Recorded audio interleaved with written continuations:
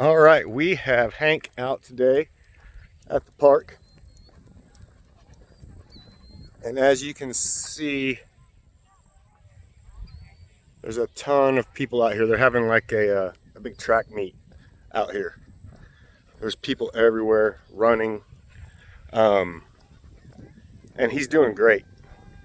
Now that he's walking with me nicely by my side, and with Hank, I think the biggest thing with him is you have to be the boss with him. There's just no other way. He understands with me, I've got this situation under control. I'm not going to allow anything to escalate. If I even see his body language change, I'm kind of on him. Knock it off. We keep moving. This is a classic example of you have a dog that has a very dominant personality up here, and the owner is very sweet and kind of very kind, but very passive at the same time.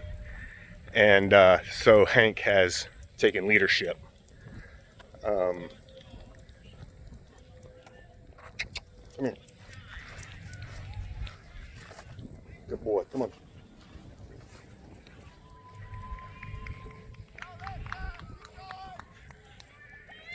So it's the same deal I get with a lot of dogs. Just have to be the boss with them. They have to see that you are the competent one in this little relationship you have. And when they see that and it clicks, they will follow back. They'll fall back into, second on the totem pole. And what I want him to do is when we see something that he's uncomfortable with, I want him to look back at me more for guidance than him jumping out and making his decision on how to handle his uneasiness or his aggression or whatever. But you can see, there's people everywhere.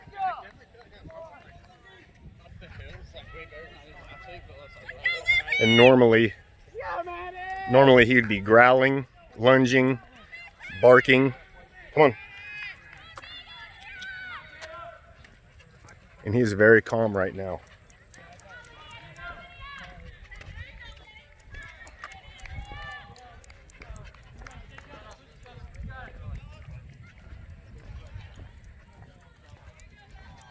His mouth is relaxed and open. It's not closed tight. Good boy. His ears aren't pinned down to his head. He's walking with a nice calm body language. And this is there's people screaming. They're running races out here. So this is a perfect day to come test it. But I'm not even having to hold onto the leash hardly. And he is perfectly calm.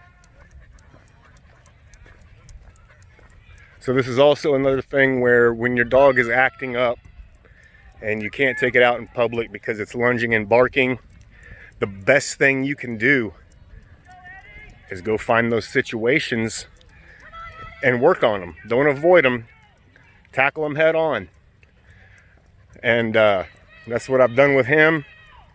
And like I said, he is totally comfortable with me. He couldn't care less about these people right now. So this was one of my main goals, is to be able for the owner to at least walk Hank around a park and enjoy herself.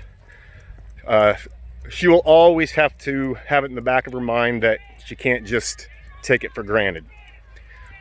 We did have a situation where a little kid ran up to us, like real fast, saying, "Oh, look at the puppy, look at the puppy."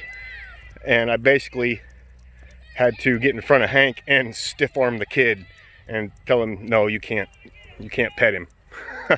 So sometimes you just have to do that kind of stuff, but it's better for me to look like a jerk than have somebody get bit.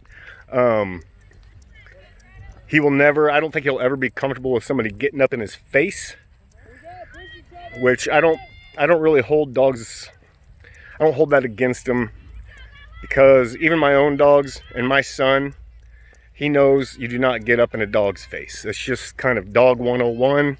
There's just a lot of dogs that don't like it, just like there's a lot of humans that don't like it. But he is doing awesome. Look at that nice calm. He's actually enjoying himself for the first time probably. Nope, come. So just right there, don't let him get too far ahead of me.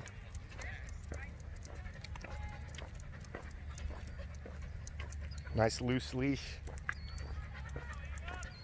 We're not pulling. We're not fixating on people. This is what I want to see.